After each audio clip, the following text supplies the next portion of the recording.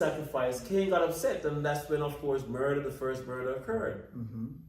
So it is even now, meaning that there are many people who come to church and they have their different religious understanding and religious beliefs. But if it's not what God asked for, Mm-hmm. you may think you're doing the righteous thing. You know, if God says, you know what, I want you to give me this day as the day of worship, the day that I God. But then what happens is, because of those differences, people can't conceive of having leadership that is void of force in religion.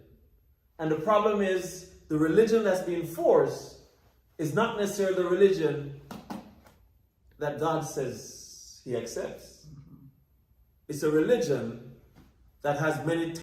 And our lesson, it talks about, the children of wrath by nature. We are the children of wrath. It says, now living the Christian life, then, is not just a matter of conquering a bad habit or two, or overcoming whatever trespasses and sins are currently threatened. We do not just contend with sins, but with sin. We are bent toward rebellions against God and toward self-destruction. Humans, by default, are caught in the pattern of self-destruction, sinful behavior, following the dictates of Satan. It says now, and our own intimate sinful desires, believers once were by nature the children of wrath.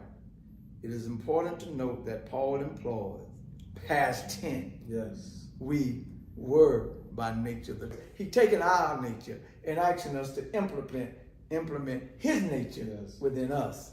So we'll be covered with his righteousness. You know, as you mentioned that, it's very interesting that the people who observe our nature, the psychologists and fighters. Why? Because even the teenage years, it says that we're just bent on rebellion.